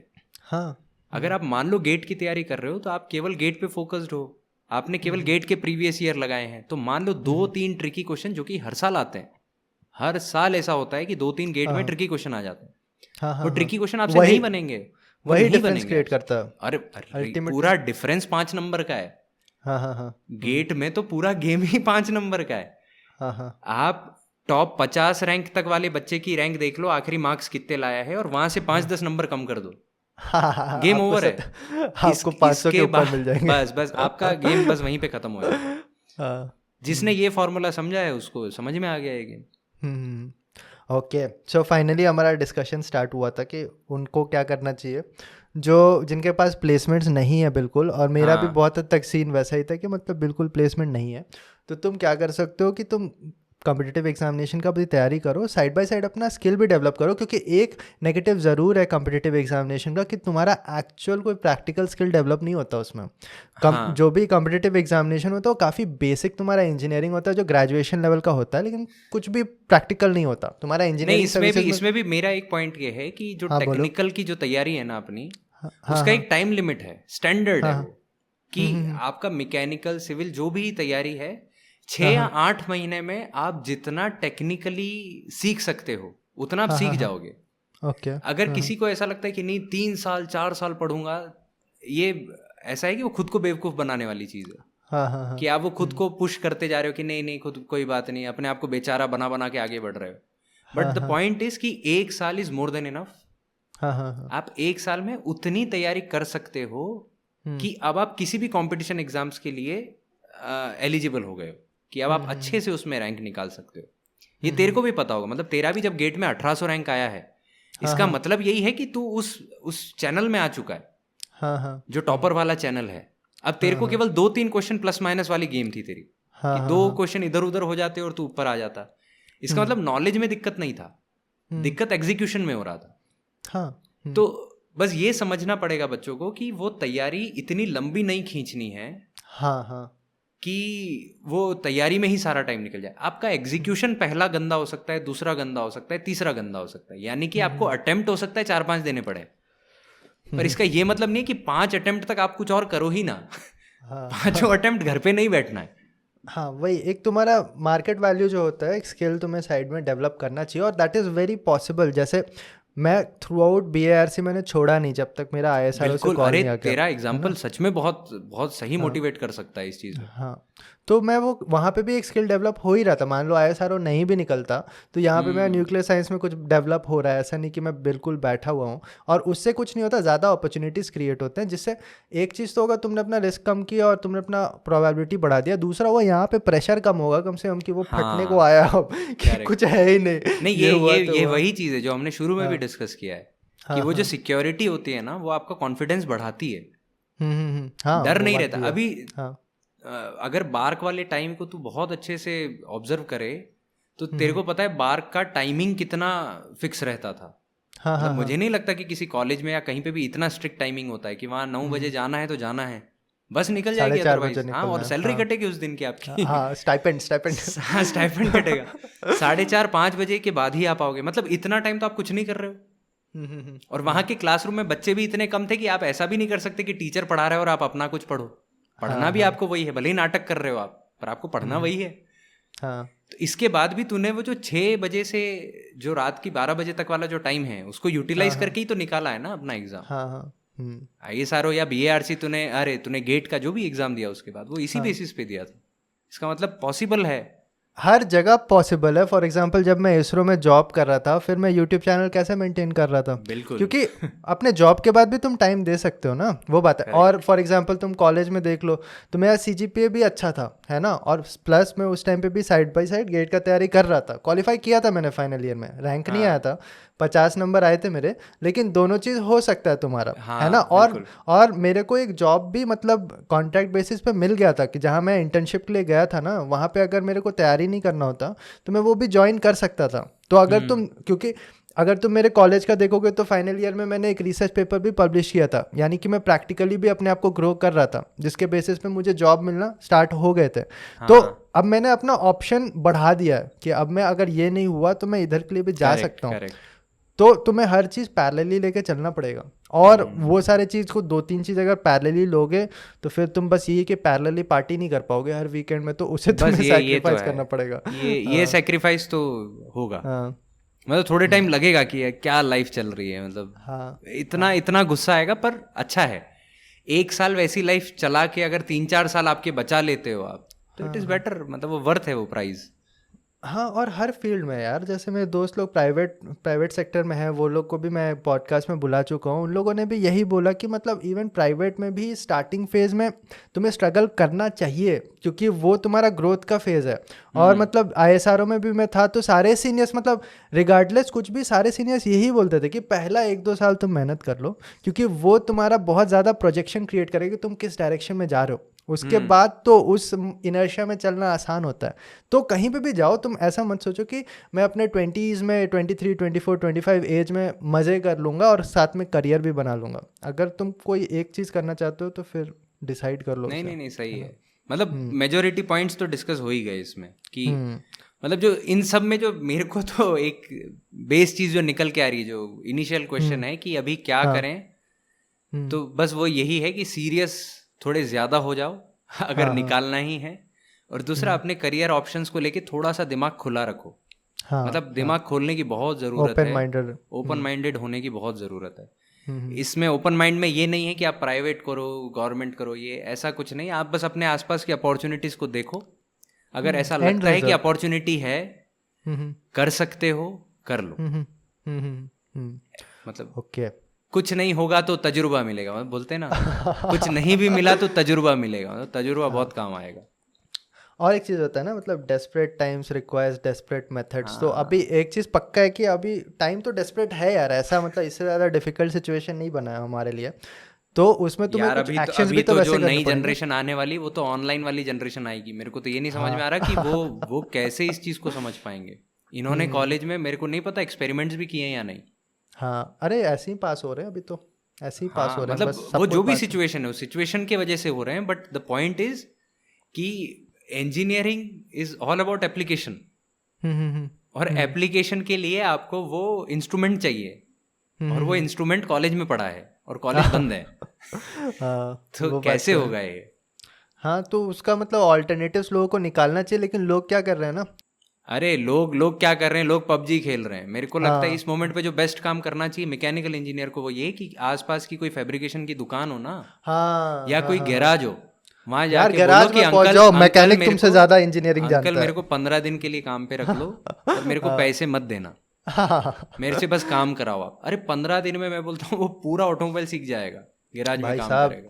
कितने सारे मैकेनिकल इंजीनियर होंगे अभी 3 ईयर 4th ईयर में, जिन्हें IC इंजन ठीक से कभी खोल के देखा नहीं उन्होंने। तो कम से कम 100% वो तो वो देख लोगे। टेक्निकल हाँ, नहीं समझ पाएंगे, ये मेरे को भी मालूम हाँ, है कि वो ऐसा नहीं होगा कि उनको इंजन की वर्किंग समझ में आ जाएगी। हाँ, हाँ, पर हाँ, अब उनको गणेशन दिख जो जाएगा। किताब है, वो किताब विजुअलाइज होने लगेगी। हाँ, दिख अब जाएगा ना उनको वो तुम्हें। किताब आंख में ऐसे फट के बाहर आएगी कि हाँ, ये इंजन का ये सिलेंडर होता है। हाँ, मैकेनिकल इंजीनियरिंग में यही तो अच्छा है ना, कि कम से कम तुम जो पढ़ रहे हो वो तुम देख सकते हो, उसे तुम छू बिल्कुल। सकते हो। इलेक्ट्रिकल कंप्यूटर साइंस में ये तुम्हारे लिए पॉसिबल नहीं है। तो भाई कुछ भी, जैसे बहुत सारे ये भी होते हैं, छोटे छोटे वर्कशॉप्स होते हैं, छोटे छोटे हाँ हाँ, अरे स्टील फैब्रिकेशन फैक्ट्रीज भी की होते शॉप्स हैं। होती हाँ, है, हाँ। हाँ, तो वेल्डिंग उन हो सब। सकता है, कटिंग हो सकता है, ड्रिलिंग, कितने ऑपरेशन है, ये सारे हाँ, ऑपरेशन आपके आसपास हो रहे हैं। हाँ, खाली हाँ, हाँ, जाके उनको ये बोलो कि मैं फ्री सर्विस दूंगा आपको 7 दिन के लिए, हाँ, 15 दिन के लिए, मेरे को काम पे रख लो, नौकरी की और एक तरह चीज़ करो। है ना यार, जैसे ऑनलाइन रिसोर्सेज में भी तुम कितने सारे चीज़ सीख सकते हो। जैसे ऑनलाइन रिसोर्स भी काफ़ी है, जैसे अगर तुम इन पर्सन तुम नहीं देख सकते तो कितने सारे तो तुम्हें वीडियोस मिल जाएंगे, मेगा फैक्ट्रीज ये सब है, जहाँ पे तुम देख के हाँ सीख सकते हो कि कैसे काम होता है एक्चुअली। तो एजुकेशन में टाइम इन्वेस्ट नहीं करके, अभी लोगों को टाइम मिला है तो वो फिर टाइम वेस्ट करेंगे, फिर बोलेंगे कि हमारा नसीब ख़राब है, हमारे साथ ऐसा हो गया। तो अपॉर्चुनिटीज़ जो होता है वो मतलब देख लेता है हाँ, कहीं पे नहीं, भी कि पर तुम क्या सेम टाइम पे जिन बच्चों को करना होगा ना, वो कर भी रहे होंगे। कर रहे होंगे। जब तू और श्योर मैं हूँ मैं। बैठ के ये सोच रहे हैं ना, तो हाँ, हाँ, 100% एक ना एक एस्पिरेंट ऐसा होगा हाँ, हाँ, जो ये कर भी रहा होगा। वो हो सकता है कि कर रहा वो होगा। अपन जिस तरीके से बोल रहे हैं वैसे नहीं कर रहा होगा, हाँ, बट हाँ, उसने अपना एक मेथड बना लिया होगा। और वो शायद वैसे हो लोग सकता है बहुत कि कम दस होते पंद्रह हैं। का ग्रुप बना के कुछ कर रहा होगा, हाँ, वो हाँ, प्रोजेक्ट हाँ। बना रहे होंगे अपने, कुछ ना कुछ कर रहे होंगे। अरे करना क्या चाहिए। होता है ना, वैसे जो लोग ऐसे एक्शंस लेते हैं ना, वो लोग क्वांटिटी में इतने कम होते हैं ना कि तुम भीड़ में खोजोगे तो वो दिखेंगे नहीं। हाँ और हाँ फिर बच्चे क्या करते हैं, भीड़ में देखे अरे सब तो मज़े मार रहे हैं तो हम भी वही कर लेते हैं, हाँ। तो वो प्रॉब्लम होता है अरे मार लोगों रहे हैं को। यार, बच्चे बहुत मजे हम्म। मार रहे हैं अभी। मैं तो अपने आसपास देख रहा हूँ, मेरे को बिल्कुल दिख रहा है। हाँ। अरे कुछ नहीं तो खेल लो, मेरे को तो ऐसा लगता है, कुछ नहीं तो अभी दौड़ लो, बाहर निकल के भागो, मतलब मास्क लगा के ऑफ कोर्स। थोड़ा मतलब घर के आसपास थोड़ी फिजिकल एक्सरसाइज वगैरह बहुत जीरो हो गई, वो करने की बहुत ज़रूरत है। और वो सब क्या होता है ना, वो सब ट्रिगरिंग पॉइंट होता है तुम्हारा डिप्रेशन का और गलत रास्ते में जाने का। अगर तुम अपने टाइम को इस तरह से वेस्ट कर रहे हो ना, तो फिर तुम्हें बाद में समझ में आएगा कि जो टाइम था वो भी चला गया, तो फिर हाँ तुम्हें बाद में डिप्रेशन आने लगेगा, फिर तुम जो कर सकते थे वो भी नहीं कर पाओगे। चलो चलो सही देखो है। गौरव, हमारा तो ऑब्जेक्टिव बहुत सारे चीज़ों का था, इवन ईएससी का जॉब प्रोफाइल भी डिस्कस करना था, लेकिन हम 1 घंटे से बात कर रहे हैं पहले टॉपिक पे। हमारा 3 टॉपिक था, उसमें से हम पहले टॉपिक के बारे में ही बात कर रहे हैं। हाँ हम फिर से बहुत जल्दी दोबारा करते हैं, है ना? हाँ तुम्हारा ये सेटअप ऐसा तो है करते ही, हैं। है ना? दोबारा हाँ करते हैं। रेगुलर और कर सकते हैं आप, कोई नहीं, कभी भी एक बार। अरे मैंने अभी देखा कि तुम पहले बार जो पॉडकास्ट में आए थे ना, उसका एपिसोड का नंबर था 4, हाँ और आज जो तुम आए हो उसका नंबर है 24, है ना? अरे तो मैं सोच रहा हूँ कि 28 में भी बुला लूँ, 32 में भी बुला लूँ, 4 का मल्टीपल में तुम्हें बुला ही लो, है ये ना? तो घर की खेती है, इसको घर की खेती है तो इसे हम क्यों मिस करें। और तुम्हारा फॉलोइंग, मतलब जनरली फॉलोइंग उनका होता है ना जो बहुत ज़्यादा प्रेजेंस रखते हैं, है ना? लेकिन तुम्हारा प्रेजेंस उतना है नहीं, फिर भी तुम्हारा फॉलोइंग जो है वो काफ़ी जबरा है। मुझे पता है आज भी बहुत लोग खुश हो गए होंगे कि गौरव जोशी आ गया, उतना मेरे को कॉन्फिडेंस रहता है ना? तो हम करेंगे बिल्कुल जब भी। अब तो गौरव के पास माइक भी आ गया, सेटअप भी रेडी है। भाई गौरव आजकल बहुत गा रहे हैं, प्लीज़ सुनो उसे, मैं तो सुनते रहता हूँ, है ना? तुम्हारे वॉइस में कुछ तो है भाई, मतलब सिंगर वाला वॉइस है तुम्हारा। क्या बात, यही सुनने, मैं केवल यही सुनने के लिए पॉडकास्ट पे आया हूँ, बस मेरा काम हो गया, थैंक यू। बाकी आपको जो जो रिकॉर्ड करवाना है मेरे से करवा लो, अदरवाइज तो मेरा काम हो गया। गौरव बहुत सारे एग्जाम्स क्रैक कर लिए, इसने ऑफिसर बन गया, लेकिन अल्टीमेट प्रेशर तो उसे वहीं से आता है कि मतलब लोग इसके गाने को सुने। हाँ तो यार। सुनाओ कुछ, स्टार्ट करें अभी कोई एक परफॉर्मेंस करें क्या अभी लाइव? गिटार उठाओ, स्टार्ट करो यार, तुम तो ऐसे रिकॉर्ड करते ही रहते हो, है ना? मैं लाता हूँ गिटार। हाँ बिल्कुल। तो गौरव जब तक गिटार ला रहा है, मैं तुम्हें बता दूं कि इसका यूट्यूब चैनल भी है और इंस्टाग्राम में आजकल ये काफ़ी एक्टिव है। ये ज़्यादा पढ़ाई लिखाई का ज्ञान व्यान नहीं देता, ये अभी चिल हो गया, है ना? और ये गाना वाना गाता है और लोगों को खुश करता है। सुनो, थोड़ा मोटिवेशन आए उससे भी कि पढ़ाई के अलावा भी बहुत कुछ है। ओके गौरव, इसका स्टार्ट। आवाज आ रहा है? हाँ बिल्कुल आ रहा है।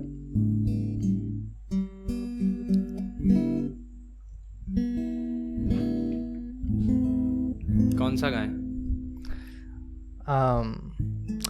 रुको, अगर तुमने पूछ ही लिया है, नहीं वो बहुत बार हो चुका है, इसलिए वो नहीं बोलूंगा मैं। हंसी वाला बहुत बार हो चुका, अच्छा, हंसी बहुत बार हो चुका है, नहीं वो नहीं। तुम कुछ अपने मन से, maybe related to the topic.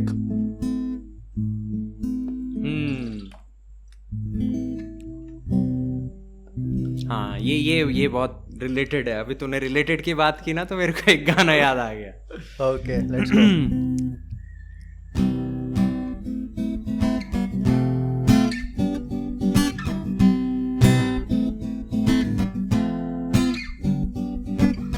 पापा कहते हैं बड़ा नाम करेगा, बेटा हमारा ऐसा काम करेगा, मगर ये तो कोई न जाने कि मेरी मंजिल है कहाँ।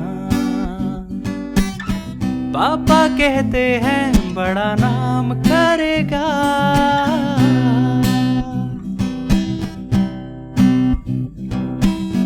बैठे हैं मिलके सब यार अपने, सबके दिलों में अरमा ये है, वो जिंदगी में कल क्या बनेगा, हर एक नजर का सपना ये है, कोई इंजीनियर का काम करेगा, कोई बिजनेस में अपना नाम करेगा, मगर ये तो कोई न जाने कि मेरी मंजिल है कहाँ।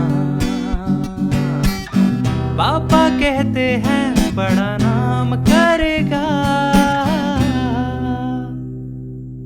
क्या बात है, बिल्कुल परफेक्ट गाना चुना है। मुझे लगा था तुम 3 इडियट्स का गाना गाने वाले हो अभी, नहीं लेकिन वो तुम तो हो और गया भी ना, वो पीछे उस चले पे, गए। वो अनअकैडमी वाले पे हो गया था ना।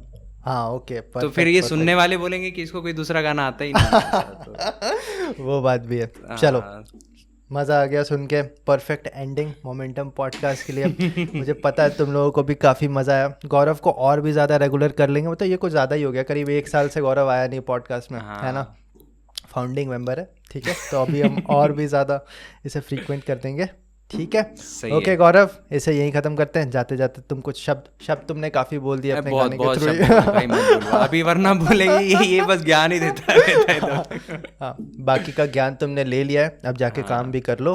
और इसे यहीं ख़त्म करते हैं। मोमेंटम वीकली पॉडकास्ट है, इसका ऑडियो वर्जन तुम्हें Spotify, Google podcast, Apple podcast, हर जगह मिल जाएगा, सारे ऑडियो प्लेटफॉर्म्स पे। चलो okay, till then bye, tata. बैठे हैं मिलके सब यार अपने, सबके दिलों में अरमा ये है, वो जिंदगी में कल क्या बनेगा, हर एक नजर का सपना ये